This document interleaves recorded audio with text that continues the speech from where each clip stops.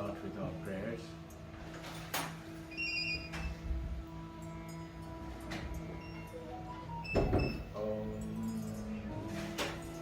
Asato ma satgamaya, tamaso ma jyotirgamaya, mrityurma amritam gamaya.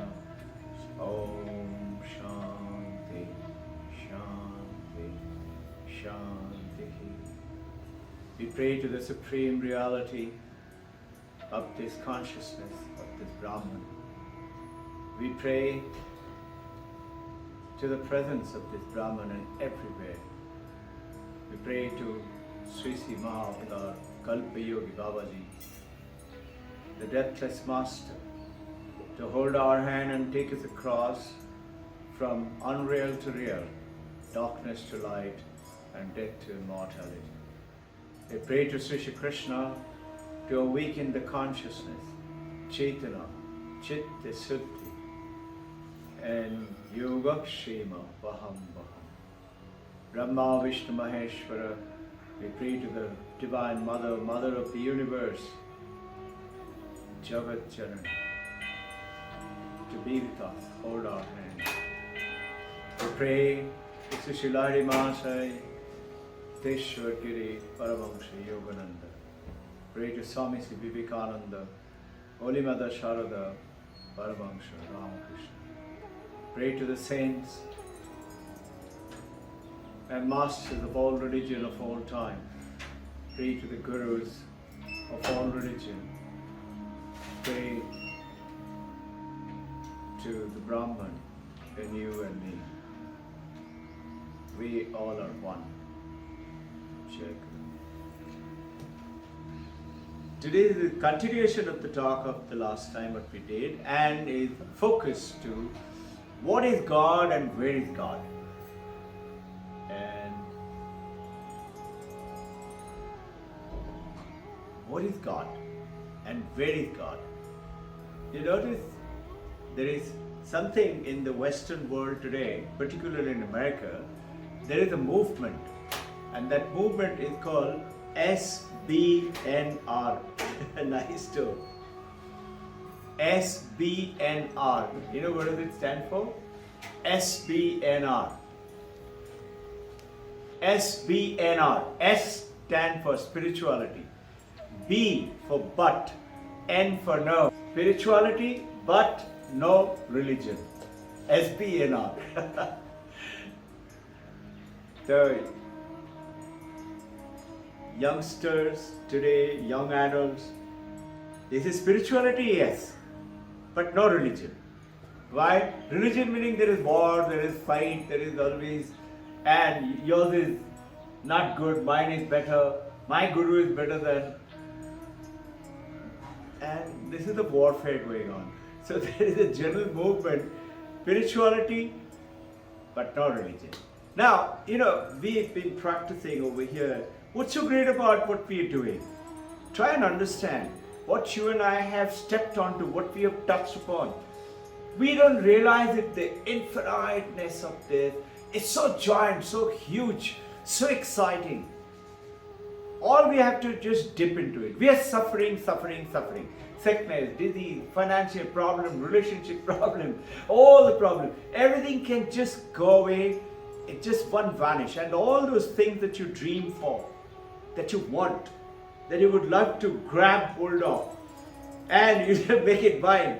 It's all possible. And suddenly you realize, just like, say, you love some beautiful clothes, and suppose you got a walk-in closet of 1 kilometer. Your world.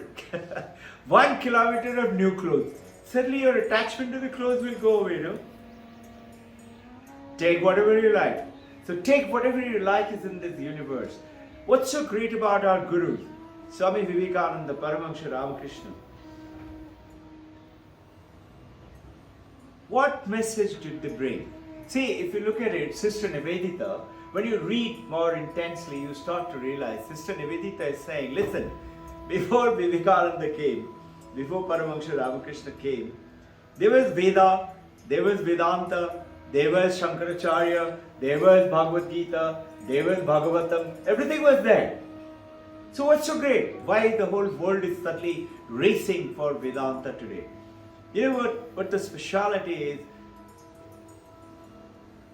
What did Shankaracharya say? Recollect now. He said, Brahma Satyam Jagat Mithya. This world is not real. Only Brahma Satyam. Where is the Brahma? Aham Brahmasmi. I am real. This thing. It's true. But what's the difference? Shankaracharya is Paramahansa Ramakrishna's Guru's Guru. Right? Totapuri is his Guru and his Guru is Shankaracharya. And Paramahansa Ramakrishna Vivekananda brought another language. He says, what is it? Brahma Satyam Jagat Mithya. And Ekam Sat. Ekam, Ek, one.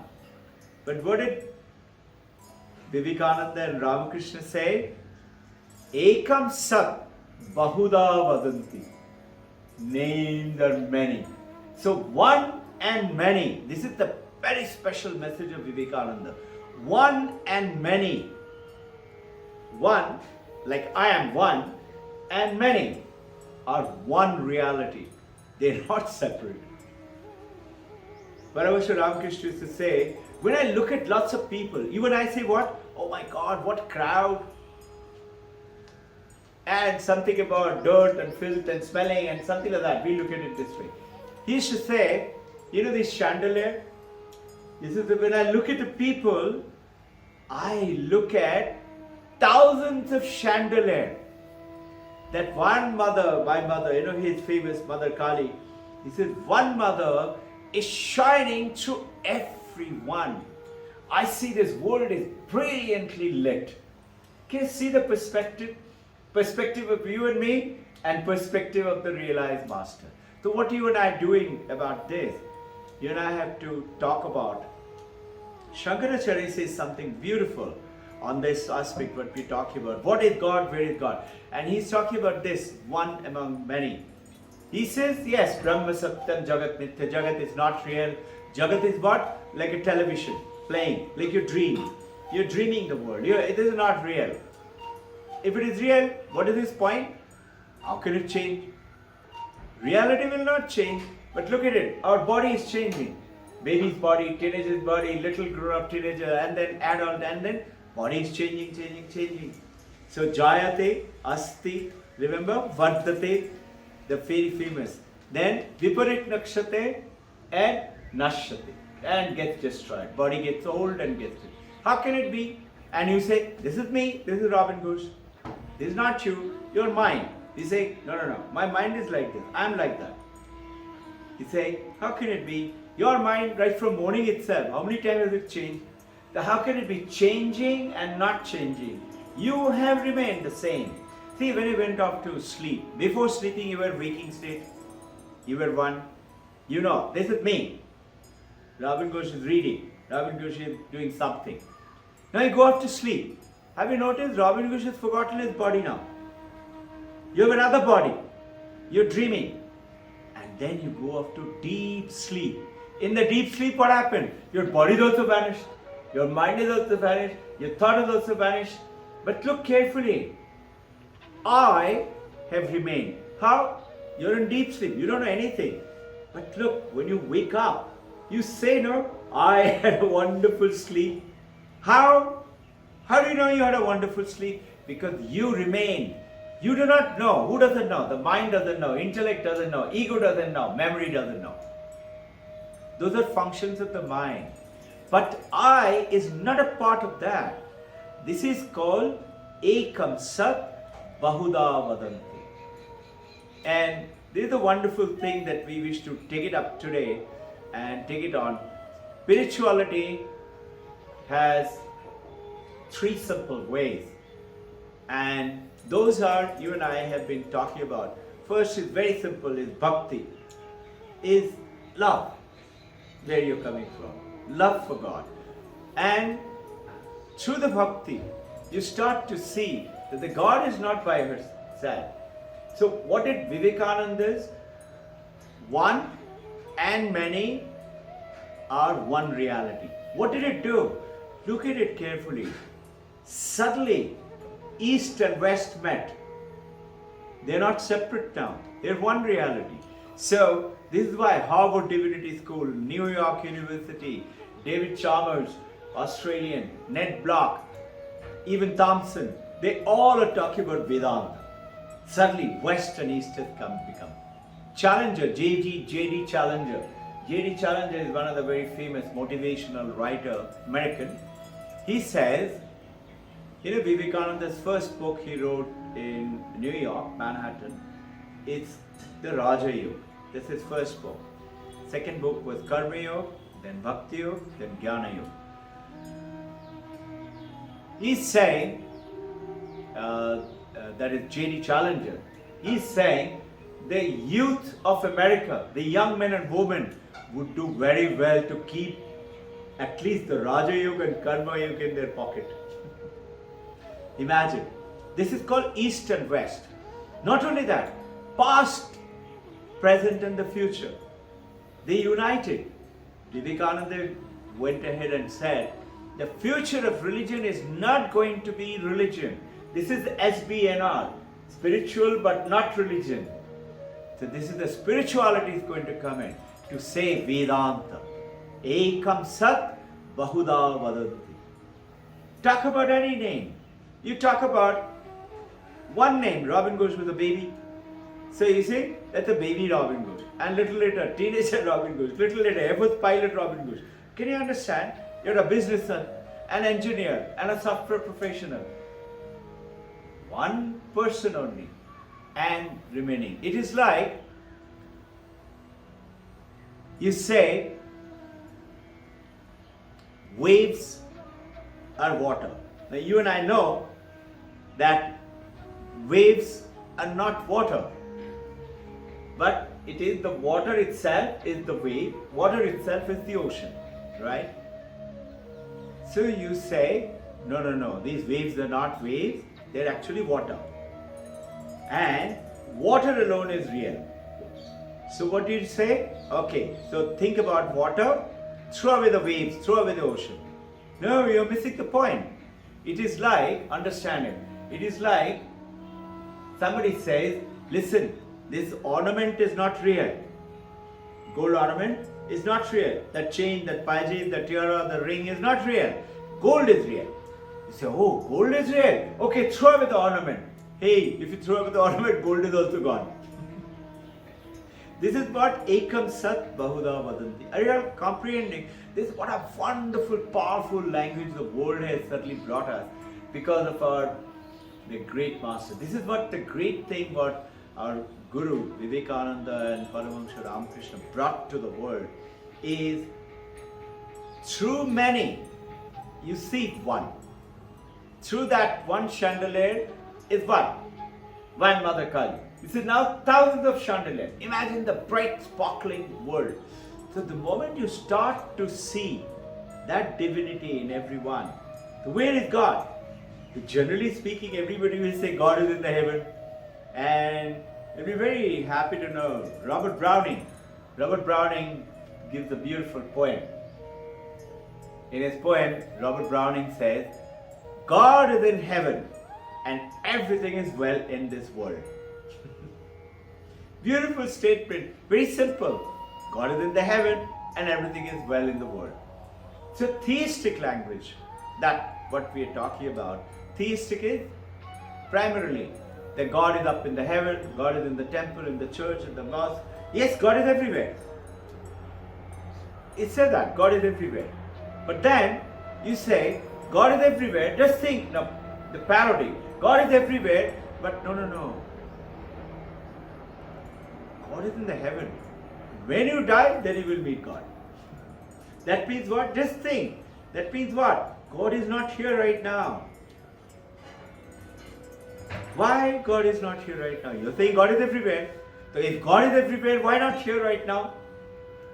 And this is what made very special our great master Vivekananda saying, if God is real, if you are Brahman, I should experience I am Brahman.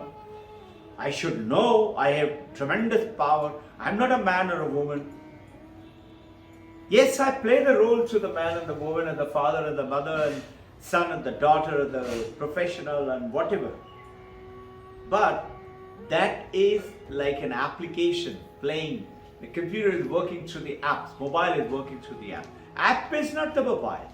App is not the computer.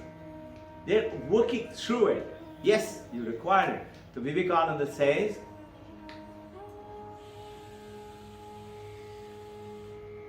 if you, in search of God, leave this world and run up to the mountain Himalaya, and I want to sit in peace without any disturbance and think about God and meditate on God and get God, he said, you have missed the wave. And if you say, okay, I want to plunge in headlong into the samsara and enjoy the fun and the frolic and all that, sensuality, you too have missed the way. So what is it? I can't run away. I missed the way. And if I run away, then also I missed the way. Then what is it? What is the answer? He says, defy your life. D-E-F-Y. What it means? Divine. Wherever you are, whatever you're doing, know that it is the supreme divinity which is doing through you and to the people who are also divinity. So supposing you see God in the husband, God in the wife, God in the children, God in the people, God in the destitute.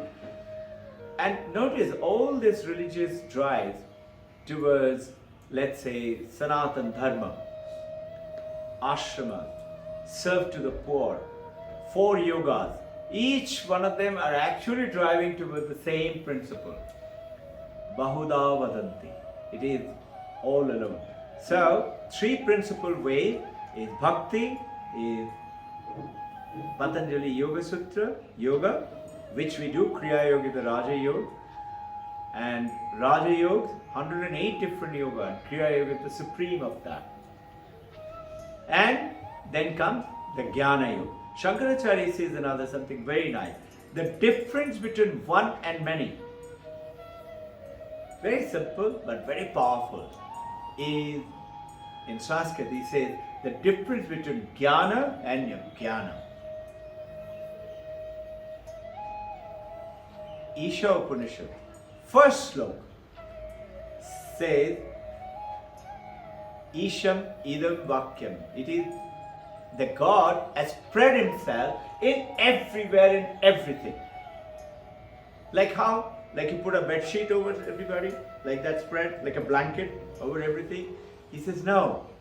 He says uncover, discover God. God is there. God is there in you and you and you and everybody. But you discover that God. That discovering of the God is throwing away this so-called the body and the name and the form and the function. Mano buddhi chitta ahankar na aham. Mind, intellect, chitta, memory and ego is not me. Chidananda Rupa of Shivo Am Shivo. I am the Chidananda Rupa. I am that Shiva. And our journey is to make that realization through the knowledge, which is the last 3 of them, Bhakti, Patanjali and Jnana Yoga. So what is Shankaracharya saying? The difference between knowing God and not knowing God is the difference between Jnana and Ajnana. What is it? Jnana and Ajnana. You say, how can I be God? I am Robbin Ghosh, I have this body, this is my age, this is what the role I am playing. He says, that is Ajnana. It's like the snake in the temple robe. And you throw the light and you say, no, it's not a snake, it's a rope. It's the same thing as you're saying, no. This ocean and the waves are not real, it's only water. So okay, so I'll hold on to the water, throw away the wave in the ocean. If I throw away the wave in the ocean, water is also gone. If I throw the people and search for God up in the mountain in the Himalaya, this is what Vivekananda says, you are throwing away. This is why you miss the boat. You hold on to what you're doing and defy as divinize, see divinity in every one of them. Now, in the Bhakti Yoga, It's very powerful, very great. Yogeshwara is coming from there in the morning. There is that attraction in the morning. What is that? There's something within you is awakened. Bhakti is very important. But understanding Bhakti, this is what is important. It is not just believe. Why? Guru said so. Why? It's written on the book. See, here it is, said so. What is Vedanta saying? Sure, but challenge it, taste it, experience it, and then only you say, yes, Bhakti is real. So what is happening? Ramakrishna Paramahamsa. He is not just saying, Mother Kali, Mother Kali, Mother Kali. He is talking all the time. There's a beautiful song. That song is being sung. In the last few days of Paramahamsa Ramakrishna, he's about to die. 3 days or so left. So Dr. Sarkar, this is 27th August 1885, came to meet him to give him medicine. And everybody was present, all the devotees were present. So as Dr. Sarkar organized the medicines and he was about to leave, the Paramahamsa Ramakrishna and a couple of his devotees, they all asked him in Bengali, Gaan shunben, you want to hear some song? So Dr. Sarkar says, singing, song, you will go on a trip. Telling Ramakrishna Paramahamsa, you will go on a trip. It's very bad for your health. Don't go on a trip, I will listen. So he's telling Master M, who's written the Gospels of Ramakrishna Paramahamsa, he's telling Master M, it's very bad for him to go into this Bhav Samadhi, very bad for his health. So Paramahamsa Ramakrishna is asking, what does he say? So they all said that he is very scared that you will go into Samadhi and it's very bad for your health. So Paramahamsa Ramakrishna is saying, Samadhi? No. Why will I go into Samadhi? And as he said that, he goes into Samadhi. And the song is what? It's in Bengali. The song, I will just translate the song. Song is, the wordings are beautiful. Bole chile tumi. You had said that you will come again. 100 বছর পরে, after 100 years, you will come back. He says, in this huge Vishal Brahman, where am I going to search for you? How do I know that you've come? And this is how the song goes on. It's a beautiful song. Another song just after that is singing, why have you, as for them, these avatars, they're the God incarnate. Understand this. You and I, we are reincarnation as per Vedanta, right? We all have taken birth because of our birth, because of our the past karma, right? So what are you doing right now? There is prarabdha karma, there is sanchita karma, there is rainbow karma, which is boomerang karma. Okay? It's supposed to, whatever you do, it comes back to you. Boomerang karma. You go and laugh at somebody who's got a big pot belly, you will be born with a big pot belly. So be very careful, whatever it is. This is why great master said, Shub Shub Bolo, Shub Shub Karo. Don't make laugh or fool of somebody else. Now, he's talking about this karma. Which karma you and I are enjoying? It's called prarabdha karma. What is prarabdha karma? Already begun. You don't even know. What did I do in the past? How do I know? Some people know. Like Buddha knew. Buddha knew his 10,000 births. When you read about it, you say, wow, 10,000 births. I was just thinking, just imagine, he could, that means before becoming Buddha, he has taken 10,000 births. Look at it that way. And you and I are saying, nothing is happening. I am meditating, nothing is happening. No? Be patient. So remember, SBNR, spirituality but not religion. Religion is not bad, religion is very nice. Only thing, discrimination because of religion is not good. Which is what we tend to do. You know, if you look carefully in the history, the biggest of the warfare in this world is because of religion. Biggest of the bloodshed is because of the religion. And for thousands of years, is going on, not just one day or 2 days. So, French philosopher, mathematician Descartes. I had one question. Can I ask one question? Loudly, please. Can I ask one question? I can't hear you. Can I ask you one question? Yes, of course. How do you know what is done in your last karma? How do you? How do you know what has been done in the last birth? Last birth, yeah. How do we come to know what we have done in the last birth? Good question. You would love to know, no? Yeah.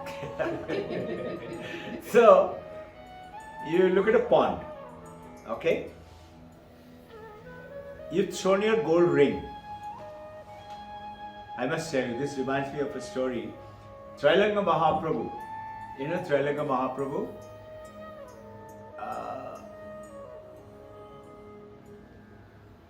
The Maharaja of, I'm forgetting the state, came to Kashi Varanasi, and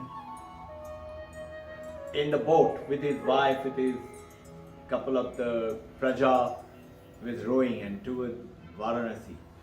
And suddenly he sees Ayodhya, Maharaj of Ayodhya. He sees Trailanga Mahaprabhu standing on water. He says, what is this? So one of Mahaprabhu's disciple was also in the boat, who was supposed to be his brother. He said, sir, he is a Mahaprabhu, a very powerful master. He said, really? So naturally Maharaj is very impressed. Maharaj says, so nice. So I wish to go there and bring him. So he told the boat, go towards him. Boat is going towards him. As he thought he should be on my boat, he is already in his boat. He said, how did that happen? So that disciple said, sir, Mahaprabhu can be anywhere in land, water, mountain, wherever you like, he can be there. He lives equally well underwater, like a fish, as well as in the... Many times he vanished underwater for 2 months. Didn't come out. Now, what's the story? Story goes on like this. Trailanga Mahaprabhu comes on the thing, and he used to wear no clothes. So, he looks at the king was carrying a beautifully studded with jewelry, a sword, which was presented to him for great service to the Britishers. And Britishers had presented him that sword. So he was very proud of it. You know, that time the British, some of the kings wanted to be pro-British and keep them happy. And so they were fighting the British. Now, he was one of the pro-British. So he was looking at the Paramahamsa, Trailanga Mahaprabhu. He looks at that sword, so touches it. So naturally king takes it out and gives him the sword. He looks at it, studded with, must be with lots of good stones or something. And Mahaprabhu, he throws it into the river. Answer to your question, okay? And king is wild with rage. Just because you stand on the water and you are creating torture and pain for everyone? What is this nonsense? I'm going to punish you. And by the time the boat comes to, he was to go to Manikaran Ghat, where the burning takes place and all that. So, the Trailanga Mahaprabhu quietly standing. So he wanted to get down. King said, no, you will not go. I am going to punish you. So, Trailanga Mahaprabhu tells him, it's merely some object. He says, what object? It is the greatest of honor to me, given by the Britishers. So Trailanga Mahaprabhu, see, he puts his hand in the river and he picks up 2 identical 2 swords. He says, which one is yours? Take it. The Ram, king, is totally surprised. He looks at both of them. He can't make out which one is his. He said, you don't even know which is yours, and you are cribbing for that, and you are wanting to punish me for that. Now king starts to understand. The king does Sashtang Pranam. Please forgive me for my anger. I want to be your disciple.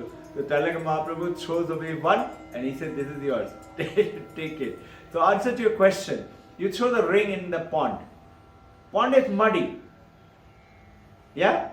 And suddenly say, oh, I shouldn't have thrown it. I have to find it. Can you see the ring? What do you have to do? Remove it by the. Huh? Remove the ring by your hand. How will you? You can't see it.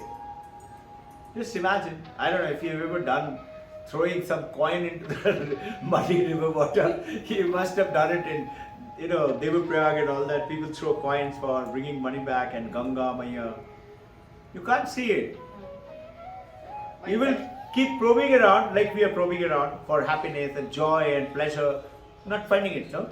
And even if you find a little bit, soon enough it vanishes. No? So what is it? You have to purify the water. Water should be crystal clear. Then you can see the ring. So you and I have to purify our mind, called Chitta Shuddhi. And that will purify the mind. Mind will become calm, which is what we're doing. That is the sadhana that we're doing, to purify, to calm down the mind. So the stress of samsara, stress of work, stress of family, relationship, problems, money, it starts to subtly. The beauty is, the moment you do that, what happens is, where is God, what is God? And you suddenly start to realize that aham brahmasmi, main hi brahma hu. So now what? You suddenly find you're not attracted to that gold or that pleasure.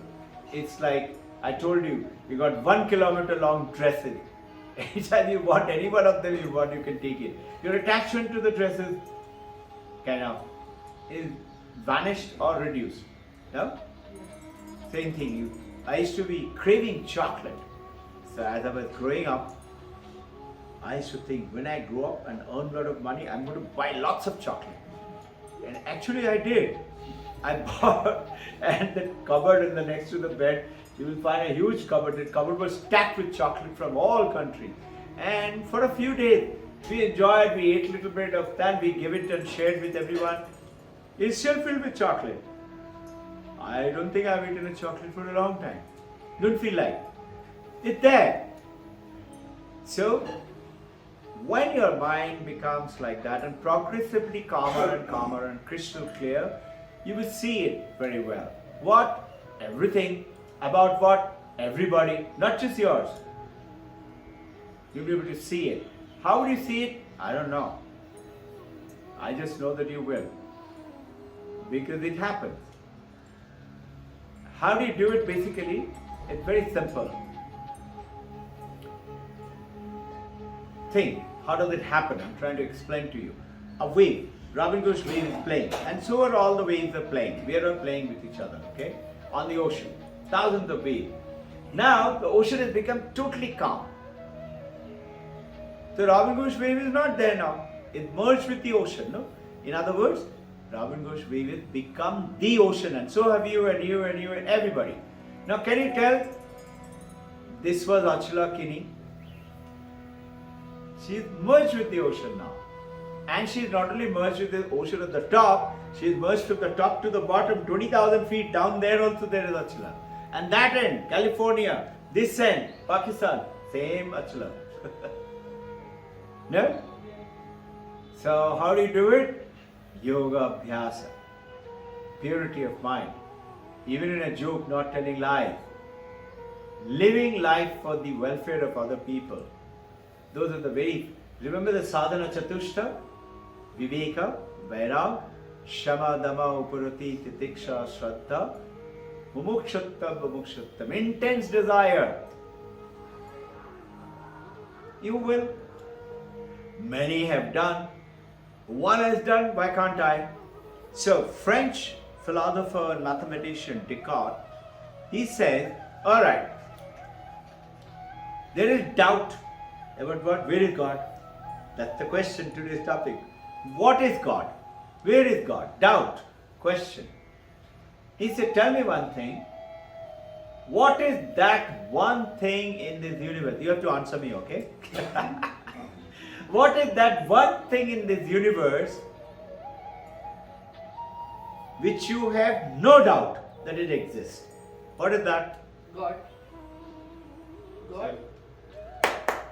Very good. Vijay says 100 out of 100. Do you have any doubt that you were there? And you know you're sitting there. But that is wrong. You're not sitting there. Your body is sitting there. You get the point? You have no doubt. Descartes is saying, and he calls it, is a beautiful name. Cogito. Where is it? It's a French word. I'll tell you as I read it again. It'll come. It's the French word, cogito cognito, I think. That's a very famous term in his word. He said, just say, is there anything which is beyond doubt? Yes, there is. And he found there is only one thing, and that is you. You yourself for you. You have no doubt that you exist. And he's saying, whether you are waking, you're dreaming. Notice in the waking you have no doubt. Supposing I ask you, are you with me? I forgot your name. That you are sitting there. How do you know? How do I know I'm sitting here? How do you know that you are there? How do you know you're here and not at home? How do you know that? Are you with me? Are you getting the point? How do you know that you had a dream? Your body had vanished, your name had vanished, and I was there. That's how when you wake up and you say, I was being chased by a lion. How do you know you were there? And then you go off to deep sleep. In the deep sleep, your mind, your intellect, your buddhi, your memory, your thoughts, everything is gone. Only one thing is remaining. There's a beautiful seminar in Calcutta. Some of the top philosophers from all over the world had congregated there, and they were talking about this in Vedanta. So there is one of the British philosopher. He asks this American philosopher, tell me, in deep sleep, what is there? He said, in deep sleep, nothing is there. He said, that's the difference between your theory and the ancient Indian Vedanta. Who's saying it? An American is saying it. He said, what? In the deep sleep, only your consciousness is there. And that consciousness will tell you that you had a deep, wonderful sleep. And you get up and say, what a wonderful sleep. How did you know that? Because you were there. So what is Descartes is saying? You were there in waking, you were there in dream sleep, you were there in deep sleep. Right? How come? Your body is not there, so you can't be your body. You are existing without your body there, no? Are you with me? But so difficult for you and me to say, I am not my body. We can say it. Intellectually we can say it. But to actually feel it, this is not me. This is something else. Yes, I am operating through this body. I am operating as a husband, as a father, as a wife, as a mother, and whatever other roles, but I am not that. And this is what the Mandakya Upanishad is talking about. How do you get it? These are the practices. The fourth is the Turiya, the fourth. Turiya is fourth. Waking, dreaming, sleeping. Jagrat, Swapna, Sushupti is not Turiya. Turiya is the fourth. Turiya means fourth. That fourth is me. What is that light? Have you realized that light which you and I are, that light is like the sunlight. It's the closest comparison Vedanta they give as the sunlight. Sunlight falls on dirty something on that road. It doesn't get dirty. Sunlight falls in, let's say, pitcher of wine. It doesn't get drunk. Sunlight falls on holy water, Ganga. It doesn't become holy. Sunlight is ever pure, ever detached, and that's who you are. And this is what Descartes is saying, something beautiful. Goes on generally. I would like you to think about it, reflect on it, meditate on it. He says, can you see there is one thing that you have in this world where you have no doubt, and that is you. You have no doubt that you are there, but you know so little about yourself. And this is what Descartes is saying. that you have no doubt about who you are, what you are, but you know nothing about yourself. That I, you don't know. That aham brahmasmi, that aham I don't know anything about. And he says, this world around outside, which apparently you know everything. You know the mountain, you know the lion, you know the lion, you know the husband, wife, you know the children, you know the money, you know the car, you know. Apparently you know everything. But it's changing. It's perishable, it's perishing. You are remaining constant.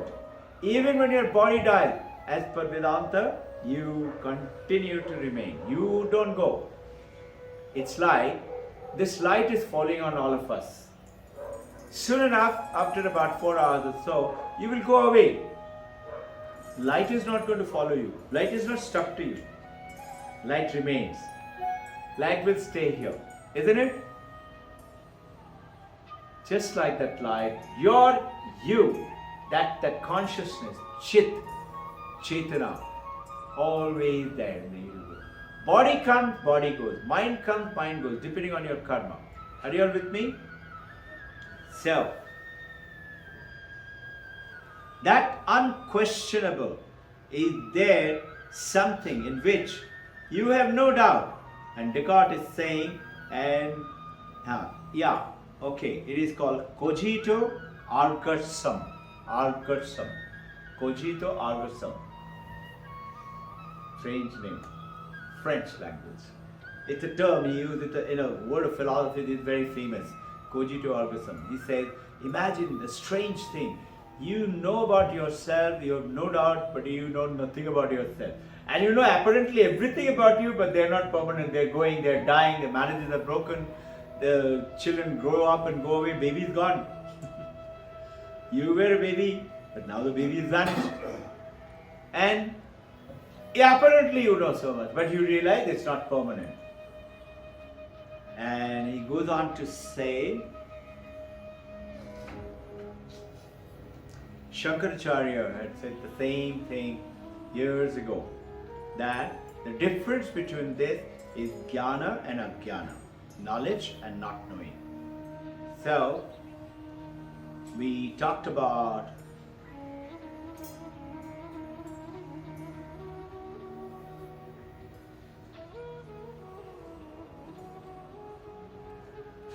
you can't say, if I was there. You were there. Only your mind doesn't know about it. And your mind will know when your mind becomes calm and crystal. That's the journey. And what happens is the beautiful, that the moment you know, all your sufferings vanish. You know, the beauty part of it is, firstly, you wouldn't get it. But some people, like let's say Paramahamsa Ramakrishna or Buddha or Jesus Christ, they had sufferings in their life. They had terrible suffering. But notice, they didn't suffer. Meaning, Jesus, Ramakrishna, Buddha did not suffer. Their body did. And they knew, I am not this body. And they knew how to put the body back together. Jesus Christ, I don't know if you all have read these books, they're with me. Jesus lived in India for 17 years. And he left his body in Srinagar, Kashmir, just 1.5 kilometers from Jama Masjid. We have been there. And he resurrected his body after the Good Friday crucifixion, Easter Sunday. He rose again. How? How did he rise again? And this is what it means, what he is trying to. So now, you can experience all the five senses. Through the five senses, you can touch, taste, smell your body. You know, your body, you can touch it, you can feel it, you can taste it, you can touch it. Anything that you experience, I experience this glass, I experience this, I experience the computer, I experience this. These are, as per Vedanta, is object. Whatever you experience, it is an object and consciousness. With that you experience. What do you experience? Anything. That flower plant. The plant has to be there, and I have to be conscious. If I'm unconscious, I can't experience it. If I'm in coma, I cannot experience it. So, people go on and say, no, that was me only, I was baby. And I grew up and that was also me. And this is also me when I was a teenager. And this is also me when I got married. And this is also me when I grew old. And this is what I mean when I am a first baby and like that. I have continued. So a very famous monk from Thapniyal Sir's kingdom, Uttarakhand, he said, Vah, in Hindi. He said, कभी घोड़ा भी कभी गधा भी ऐसे कैसे? How can it be घोड़ा also and गधा also? You are baby also and you are this also. How can it be? He said, no. I was there and I was there also. He said, then who was there? I was there. How can it be there as well as there? And the body is changing, body is dying. So this understanding is you and I need to go through to understand. Now, you forget about your body when you go on to sleep and onto deep sleep. But you continue to change and change and change. And this is what Descartes is, I'm talking about him. It is so strange. He said it like this. How come it is so strange that I have no doubt about my existence and yet I know so little about myself? And this world outside, apparently, I know everything about it, but I'm not sure because it is changing and never permanent. This was his statement. It's not permanent. Now look carefully. This is the Western world is saying. Vedanta starts where the Western world stopped. Vedanta says, no, you can know a lot about yourself. Who's that I? And that I is the thorium, is the light. And then it goes on to say, I is always present. I is not changing. I will always be there. I doesn't die. I doesn't have anything. I cannot possess. But without the I, you cannot live, you cannot work. The moment your I goes away, you're dead. And yet, we are so little aware of this I. And we don't want to make the effort also. We are pretty happy. And this is what Vivekananda said, you missed the boat. If you try to headlong plunge in and get with this journey.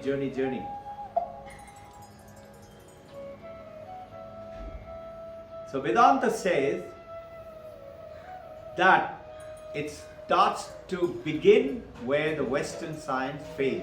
And you all have heard about heart problems of consciousness. David Sharma has shared with you all the book. And there are 3 of them right now. Donald Hoffman, Bernard DiCastro, and David Sharma. 3 of them are all saying, Western world was saying, where does this consciousness come from? How do you know?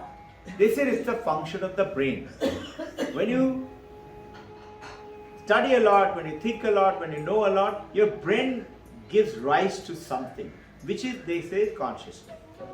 And all 3 of them is saying no. And that is what is called hard facts of consciousness. You can Google it and study. And he talks about panpsychism.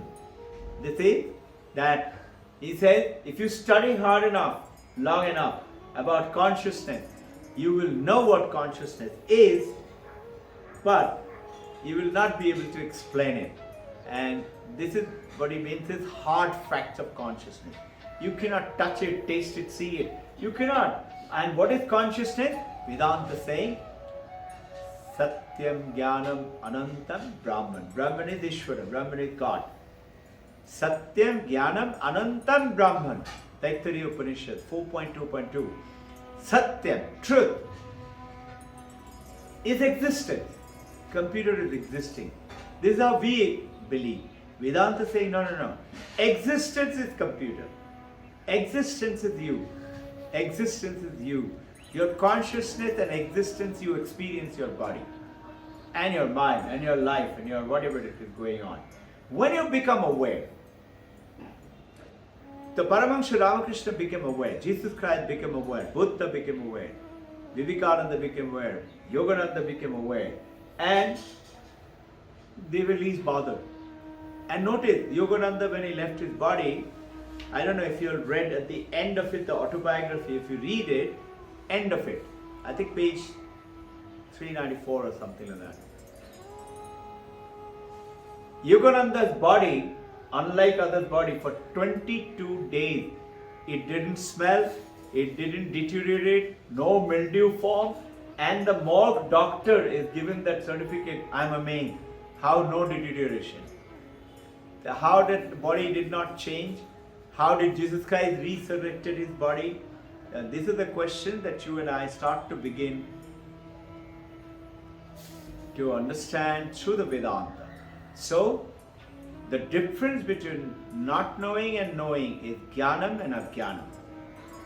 This is why Bhakti Yoga, Karma Yoga, Raja Yoga and Jnana Yoga. What is Vivekananda saying? All four yogas. Utilize all of them. You don't have to just say, I'm only doing this. So Yogeshwar goes to Bhakti Yoga and he's coming here also. And he's practicing Kriya Yoga also. So this is what you're doing. All four. And doing work. Selfless work for the people. Not expecting anything in return. These are the four things. If you continue to live, hold on to purity, truth, sadhana chatushta, viveka, knowing what is right, what is not right. Vairag, what is not right, discard it, throw it away. Don't touch it. And then, third, it's got 6 things hidden. Sadhana chatushta, first is viveka, second is vairag. Third, it's got 6 things hidden. Shama, controlling of mind. Dhamma, controlling of your senses. Uparati, not going outwards, outwards, outwards. We are doing that. Our senses are going, grabbing the world and bringing it to me. I want to have that Golgappa. Why? Because I see it. My mouth is watering. I must have that. And you're grabbing the world and bringing it to yourself. Right? So, control of the senses, and Uparati is collecting all those power within, bringing it to yourself. And Shraddha, respect for what you hear. Do some research, ask some questions, find out more. And Titiksha, I'm not going to let go. I will hold on. I may fail 10 million times. I'll try 10 million in one time. So what, I failed. And then Samadhana. Samadhana is just focusing all your faculties towards one, and that is Mumukshattam, Mumukshattam, Mumukshattam. These are the 4. Mumukshattam is the 4th one. 3rd one of those 6. Shama, Dhamma, Uparati, Titiksha, Shraddha, Samadhana. So these 4 things, sadhana chatushta, you and I need to take up as a part of our life journey to purify ourselves. Mud will get cleared. You will see the gold. You will see our past life. So now,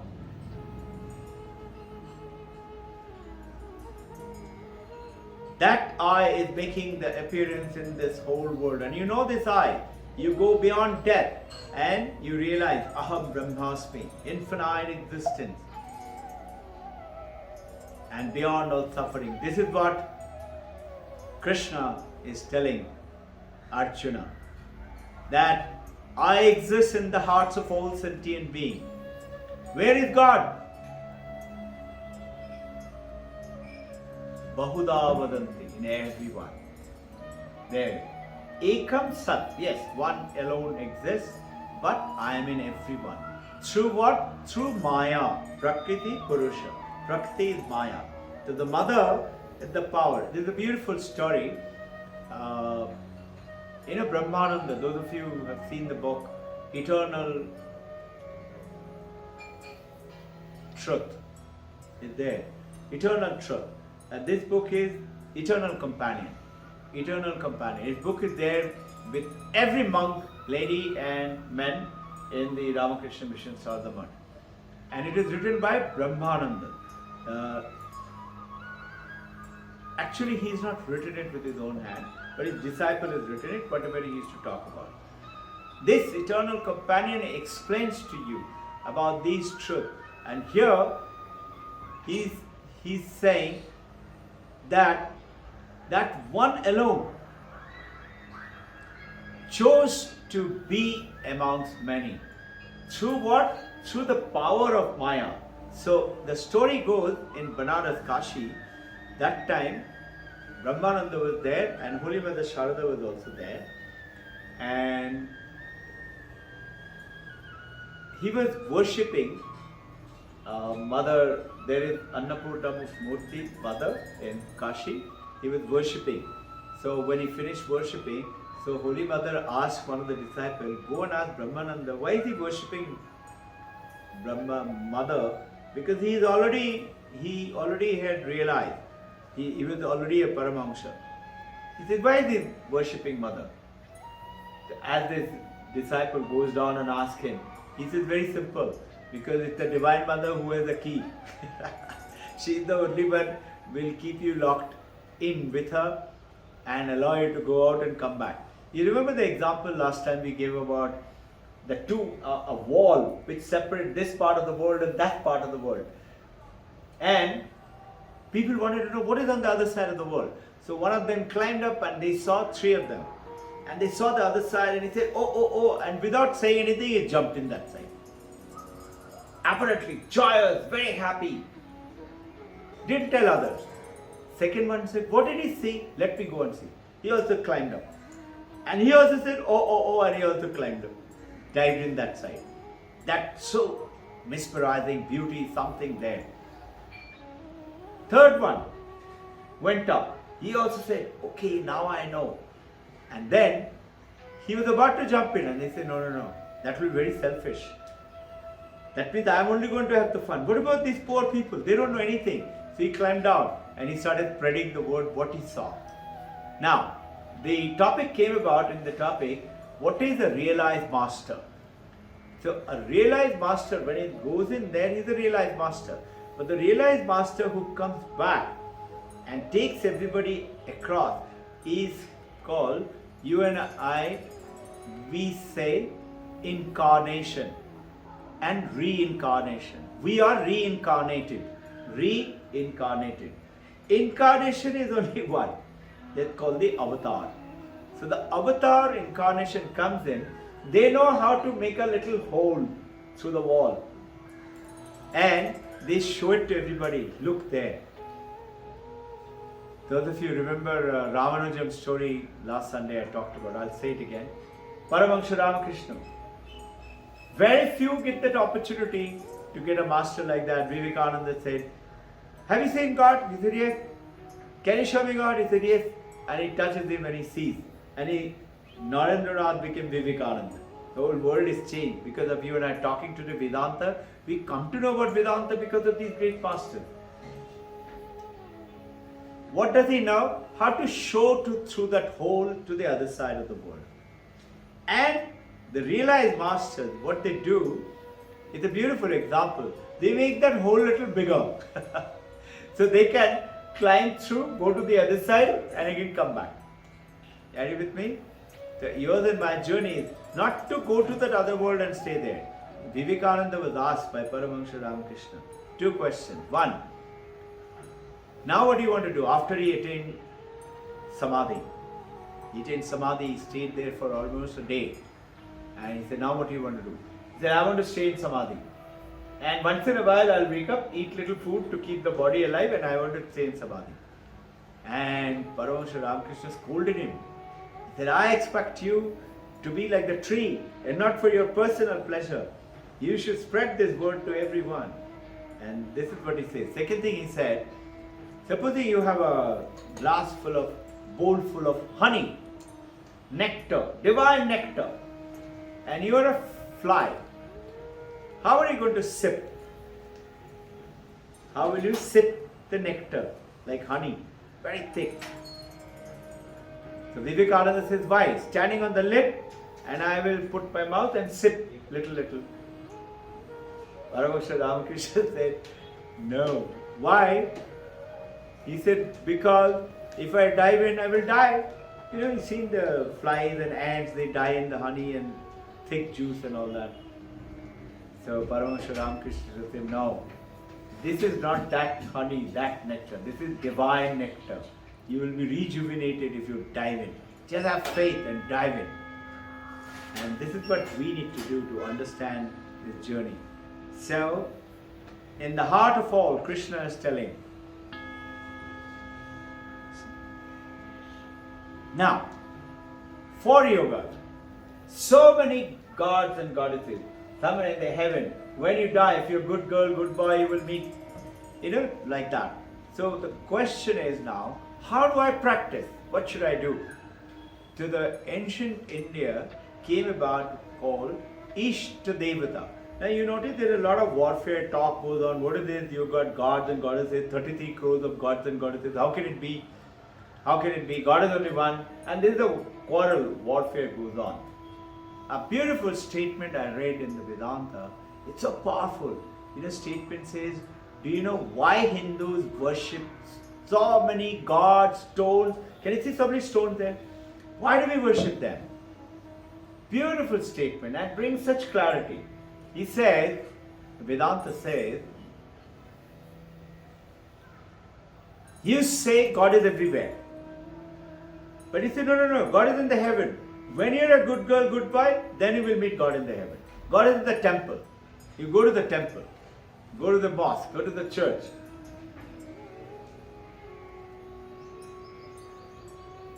He says, Hinduism is showing it to you that God is in everything, is in everyone, and to prove that God is not there in the stone, God is not there in the tree. Have you noticed people worship trees? And you must have noticed some people who are Mongolic, they're meant to get married to a tree and married to a, pot and things like that. So Hinduism is saying that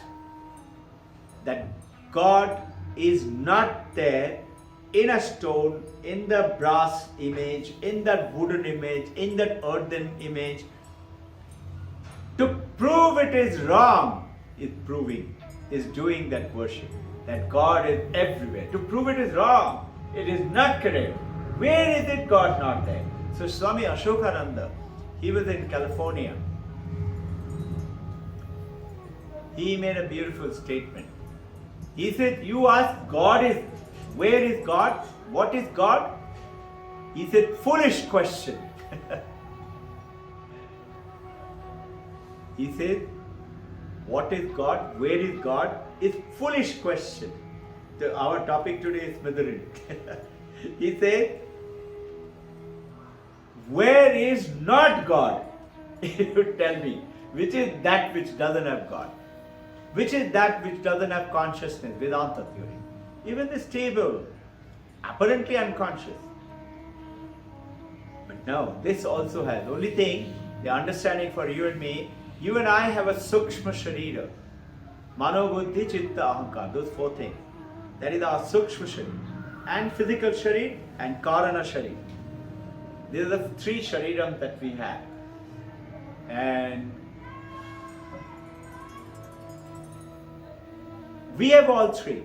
They have only that thula sharir, the body, and karana sharir, that consciousness is there.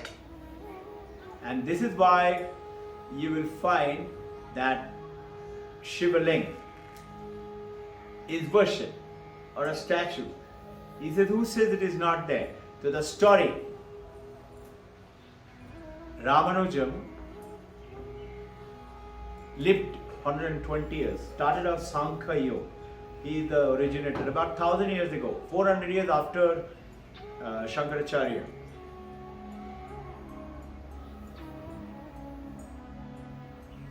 Sriranga, South India, beautiful temple, huge. Vishnu lying in stone, beautiful picture, and Sriranga celebration is going on. The yatra went all around, taking Sriranga, and then coming back. Sriranga's whole statue doesn't go, it's huge. It's from, we have been there, from that wall to this wall, it's that big, huge. So they can't carry, but how do they carry? It's the same way, have you noticed Ganapati, Durga Mata? Have you realized, if Durga Mata is that body which we are worshipping, then how come when Visarjan time, the moment Dashami is over, they put Durga Mata in the river and they stand on the shoulder of that Durga Mata statue and with an axe they chop off the hand, chop off the neck. How can they do that? How can they cut off Durga Mata? Or Ganapati? Have you noticed how they make Ganapati? If you go and see how they make the Ganapati, huge idol, the crusade. If you go and see there, they got a huge ladder and their one foot is on the arm, one foot is on the shoulder, they're doing the painting of the eyebrows and all. How can they stand on Ganapati if this is God? So, the understanding of that ancient Vedanta talking about, it is not that. That statue, stone, idol, brass, wood, whatever, after they complete it, then they do prana pratishtha. You've heard about this statement. They establish, that is what we do Ghat Puja. You know that Ghat? That Ghat is which you do the puja like we do the Ghat Puja, and Ghat is actually representing whether Mother Saraswati or Durga or Kali or Shiva or Holi just now, or just now what we had the New Year. Like that you would worship the Ghata. Ghata is the one which has got the prana and the water is that. There has to be water. And that water you sprinkle to bring alive.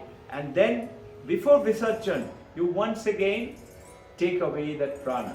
And that is how that's only an earthen pot. And this is what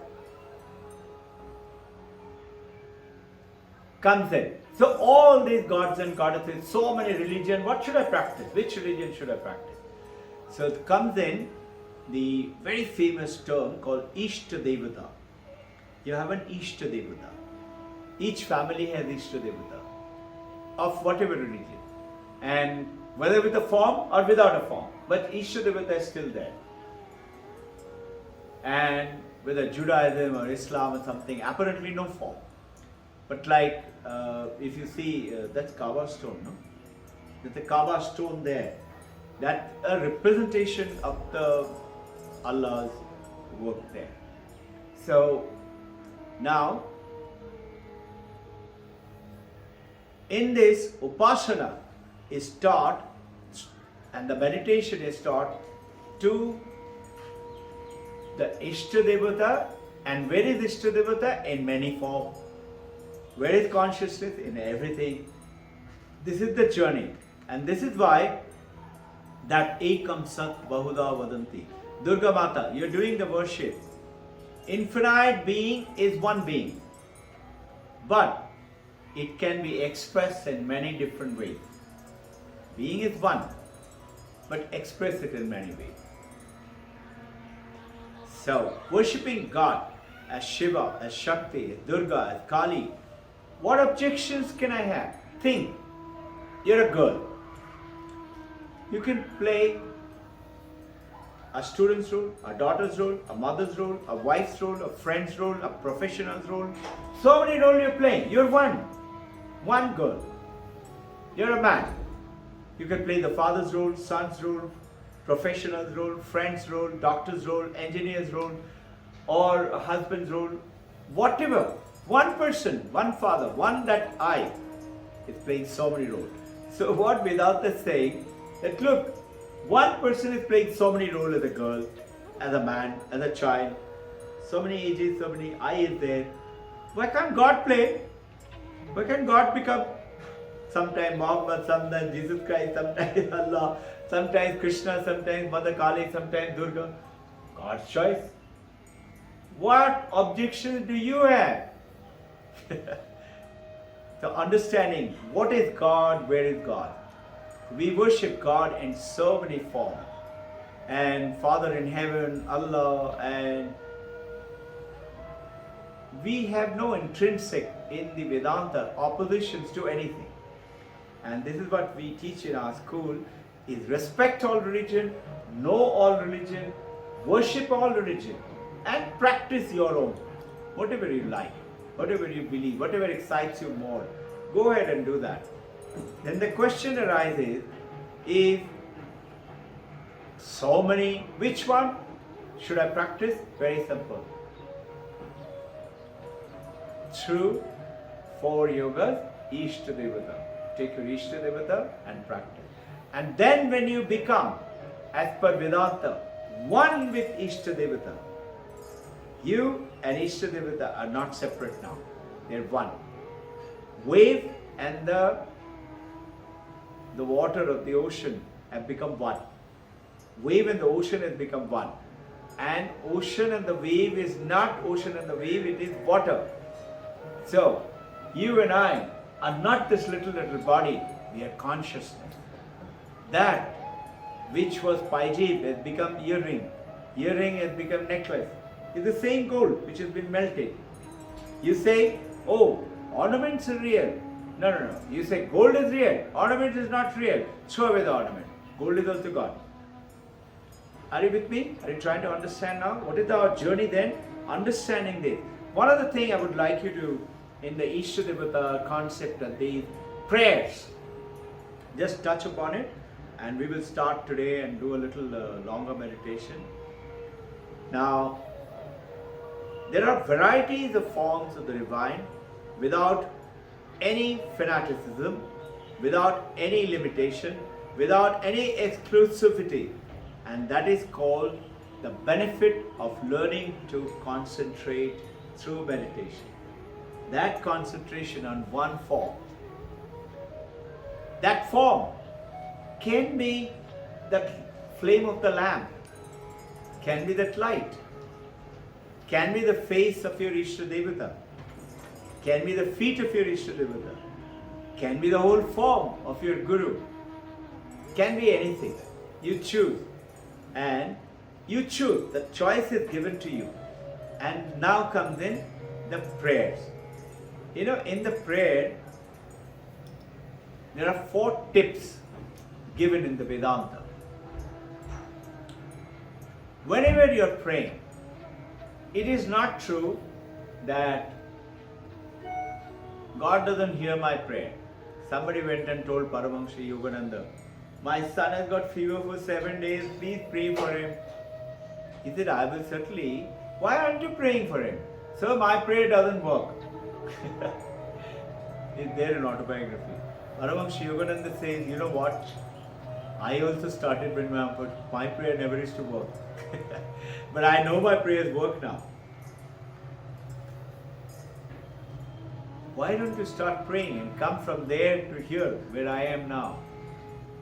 And this prayer is all prayers are heard. All prayers are heard. All prayers get a reply also. You say, no, my prayers don't get a reply. See, your prayers do get a reply. Some are with yes, some with no. You don't look at the no. It's just like a mother. iPhone 14.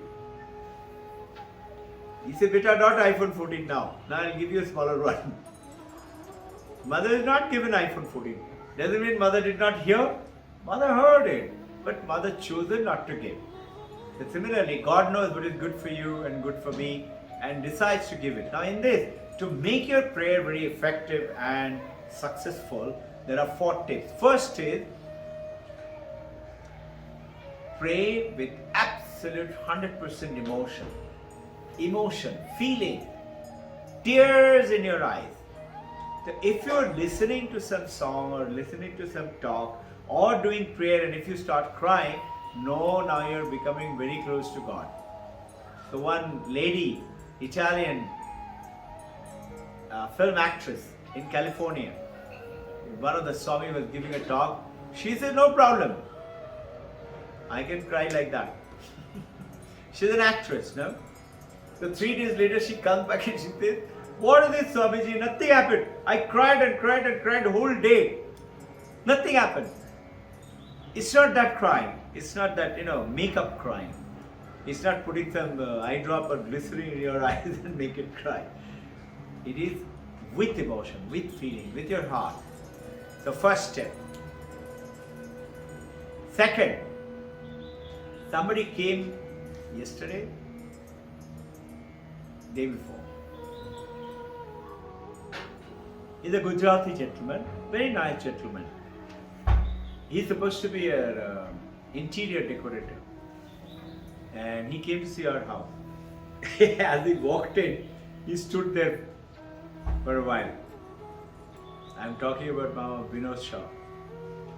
And he said, my God, so much of energy. So much of energy. My hair is standing up. I've never seen. I'm an interior decorator. I've seen so many. I've never seen this. I said, don't think we have done it. Babaji only has done it. He's only created it, this place. We are all divinely blessed. So what is that? He asked me this question. When do you pray? You know, he wanted to know what time and things like that. He wanted to hear whether 3 o'clock in the morning to 7 o'clock or something like that. I got a beautiful answer, and I'm very happy that I got that answer. I said about 18 hours. He said, what? 18 hours? How? I said, tell me, how long do you breathe? He said, all the time. I said, when you're sleeping, do you breathe? He said, yes. I said, I don't pray during sleep because I don't know. But the moment I am in the dream sleep, I am thinking of it. All the time. So what is it? Pray, second point, unceasingly, without stopping. I asked him, if you got a toothache is aching. You know your tooth is aching. When do you stop the tooth to ache? Do you know when? Unless you take some painkiller or something like that. Otherwise, you know all the time tooth is aching. Just like that, know your presence. Know the presence of the Supreme. And pray, communicate, talk. A mother, young baby. Have you noticed? The mother whole consciousness, attention is always with the baby. Whatever she does, baby is always there. Mother may be washing, cooking, baby is playing, but mother's one heart is there. No? If the baby just does one wham, mommy will leave everything and comes running. No? But think for a second. Same mother goes off to sleep. Hand is on the baby, patting. Baby's gone off to sleep. Mother now slowly goes up to sleep and falls away. Mother got disconnected. Are you with me? This is what is the physical love and emotional love, and it is, but here when you have that connection, you will find first thing in the morning as you wake up, you seek. Wake up is you're still not out of the bed, you're not fully conscious, but you're becoming. Unceasingly pray for it to be always. And beautiful word given by Mahatma Gandhi. He said,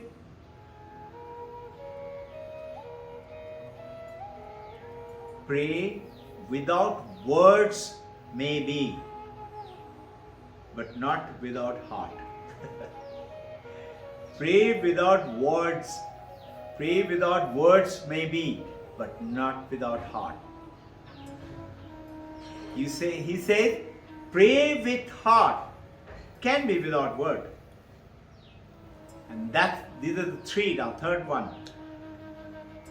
And in which longing of the heart unceasingly should be there with your prayer. Absolutely immersed with that. And the last thing, it's not a tip for prayer, but most people say, what should I pray for? We generally, like a begging bowl, we pray for, things of this material world. The beauty is that when you pray for spiritual things, like what? What would we be praying for? Viveka, Vairag, Sadhana, Chatushta. Pray for, bless me with Viveka, bless me with Vairag, bless me with that detachment, bless me with Shama, Dhamma, focusing of the mind, controlling of the senses, bless me with truth, bless me with Titiksha. Don't let me give up. Don't let me have lethargy. Don't let me oversleep. You hold the key. Mother hold the key now. You hold the key. You can easily do anything, cure anything. It said an avatar, which is an incarnation, not reincarnation. Reincarnation is you and me. Incarnation, an avatar, and the so-called God has the power as the key to remove your karma. Whatever bad result, prarabdha karma with which you are suffering right now or enjoying, whatever it is. Remember, when you are having a good time, you are using your good karma, bank is finishing, deposit is finishing. So, hold on to this very simple, that ask for spiritual things, because that spirit is all you are. So remember, SBNR, spirituality but not religion. And this is what the young crowd, young people, young professionals in the world today are talking about. SBNR, very famous term. I don't know. Have you heard it? No? Okay. Vedanta is very simple. It's telling you Sat Chit Ananda. This consciousness is everything. And that is what you are trying to find out. Your Ishta Devata. It is exactly the same thing as in a particular spiritual tradition. You worship the Sat Chit Ananda.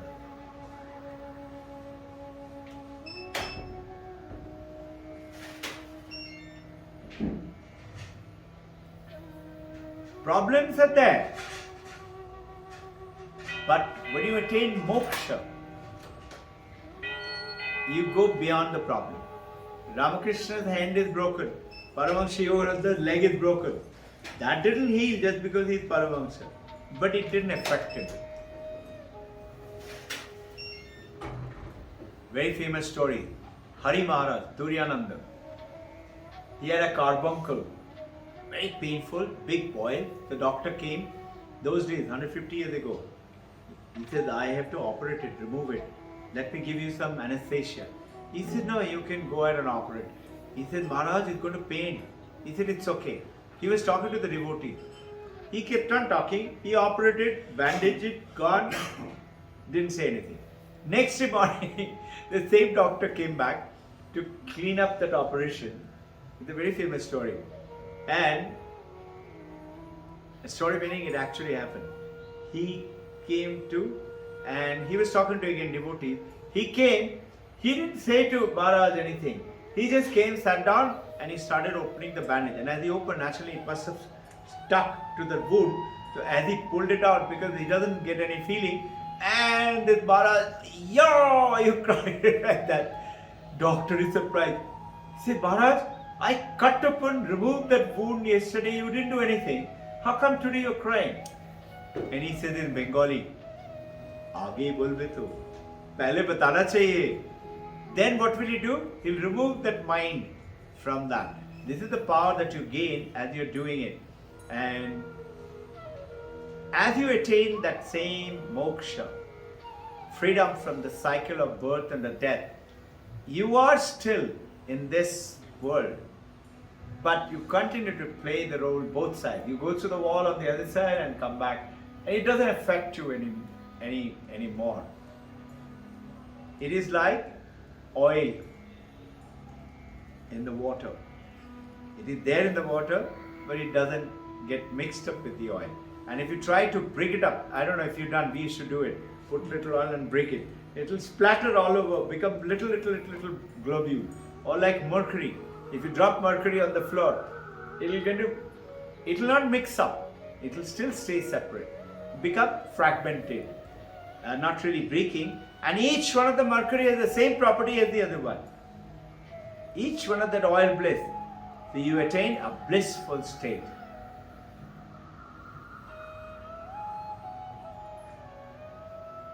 This is what I talked about, which I talked about in the beginning, is the distancing from God is the moment you say, you will meet God after you die.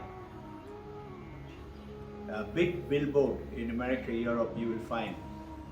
You must have seen. Heaven is a place dial 1-800. And you have to give few dollars and they will give you something that you have to practice. And then you will reach heaven. These are the promises.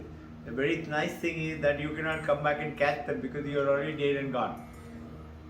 What Vedanta is saying and what we are understanding now, if God exists, if God is there, why not right now? Can I see God in this glass of water? Yes, you can. How? Very simple, not complicated, not big, not I will tell you next time. Think. What is God? Sat, Chit, Ananda, right? Brahman. Satyam, Jnanam, Anantam. Anantam is infinite joy. Jnanam is knowledge, wisdom. And Satyam is truth. Okay? That truth is what? Existence. So, the glass exists. In other words, existence is the glass, is a Vedantic way of saying existence is the computer, existence is me. And if you notice, you and I, when we meditate, you say no. In your meditation, you're chanting to yourself. And in that, you say, what? Infinite existence and consciousness has made me. This body, this form. And I am not separate from that existence and the consciousness. I am the consciousness, the existence, but I'm not the body, I'm not the nine. And this is what you, asanga aham, asanga aham. Remember we chant that in the beginning as you go into the meditation. Asanga is cannot be touched. It is separated. It's like that oil and the water. It cannot be. It is separate. Now all these should not be understood like an intellectual understanding. It has to be something know intellectually and then understand it through Shravanam, Mananam, Nididhyasana. When you understand it, then you have no trouble. It's like whether you're a man or a girl. It's a body feature. But you know you are a girl or a man. You know that you are here. You know it. That knowingness is called understanding and knowingness.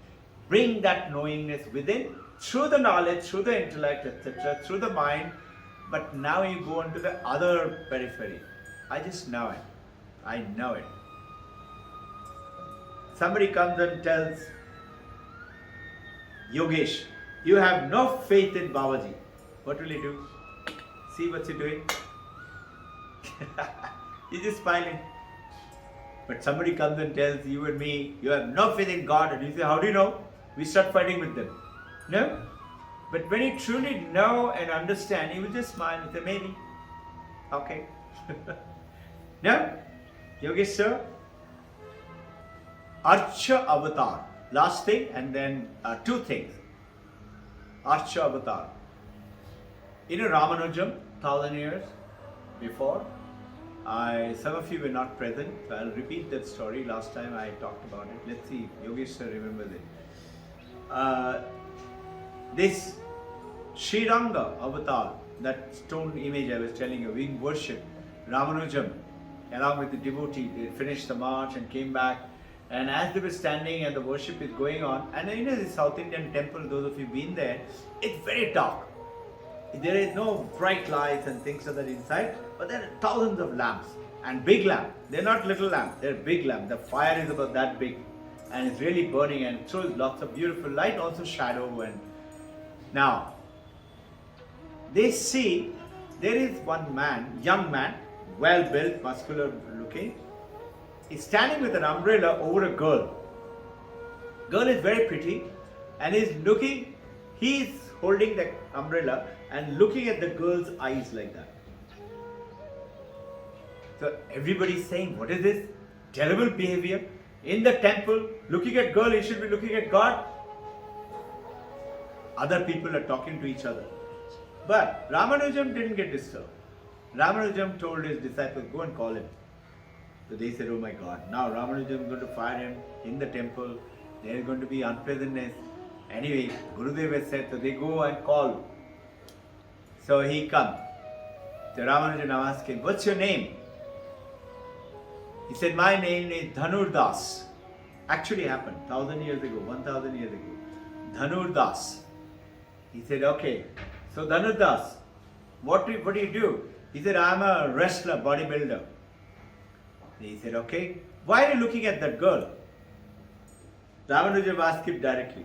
He said, because she has the most beautiful eyes in the world.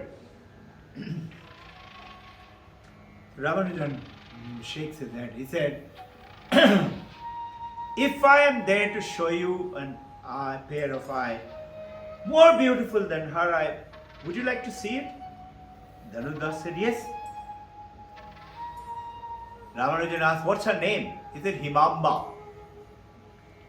More beautiful than Himamba's eyes. Would you like to? He said, yes. He said, come in the evening at the Aarti time. Now Dhanudas says, they will not allow me to enter. Aarti time, Mandir is locked. He said, you just tell them, I have called you. So, comes in the evening, Aarti is going on, and Dhanudas is brought to Ramanujam. Ramanujam is standing, and he holds Dhanudas' hand, and he says, look, look, look. And Srirangas, the Vishnu avatar statue, that face is very big, nice face, but this big is the face. Eyes are beautiful, powerful. And he said, look at the most beautiful eyes in this universe. And as Dhanudas looks, he doesn't see a stone idol. He sees the live face of God. And he goes into Samadhi. Ramanujam, holding his hand, he also goes into Samadhi. And other people are not seeing it. Only Dhanudas is seeing it because Ramanuja. Only Vivekananda saw because Paramahansa Ramakrishna. These are called mystical experiences. Only Ramakrishna is talking to Mother Kali. Other people can't see it. They're seeing him doing all that. Ma, talking to him. Paramahansa Yogananda, I don't know if you have read it. He called their Mata and everybody, and he was talking to Divine Mother. And we went to that room, and he was talking to Divine Mother in that sofa. They are seeing it, others can't. So what happens here? People will disbelieve. And in the modern world, they will say, yes, yes, you are seeing it. Actually, the modern science says, you must be having a tumor in your brain, a lesion in the brain, and it is discharging certain electricities because of which you are seeing it. Yeah, I have no doubt you are seeing it, but it's not true. It's because of the lesion in the brain. Now, coming back, that is called Archa Avatar. That Archa Avatar actually has the power to show it to. And you and I may not meet that. So now what do? Understanding that consciousness which was there with Paramahansa, Jesus, Buddha, Vivekananda, Paramahansa Yogananda, Lairi Mahasaya, Divine Mother, Babaji, that consciousness is one. That Ganga Pani which you picked up in a little bottle and the huge Ganga from Gangotri to Bay of Bengal is one. If you go to Banaras and say, I'm going to take bath in Ganga, do you have to take bath in the 12 ghats? Or do you have to take bath from Gangotri to Bay of Bengal to say, I have taken bath? You just even put little water in your head and it's good enough. So similarly, that consciousness of Buddha, Paramahansa, Yogananda, or Ramana Maharshi, or Jesus, Paramahansa Yogananda, Ramakrishna, Vivekananda, they're all one. And so are you, and so are me, and all of us. And when you pray sincerely, when you practice sincerely, you will feel that. Today morning I had a wonderful vision, and I was telling Shadabhan after the meditation when we came up, and I was seeing light everywhere, and Shadabhan was covered up with light.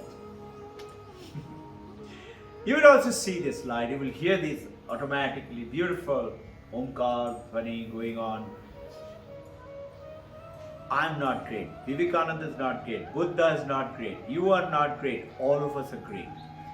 Only thing, and we all belong to that one Chaitana, that one consciousness. Chidananda Rupoham Shivoham Shivoham. So what did Vivekananda do?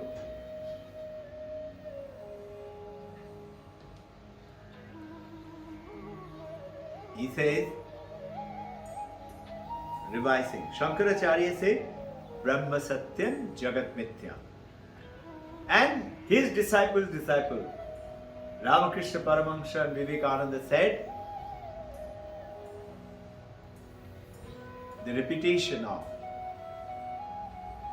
one and many are one reality.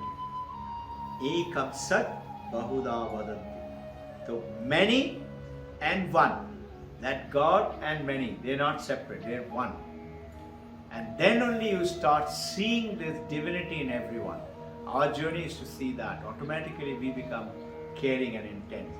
Let's do some prayers.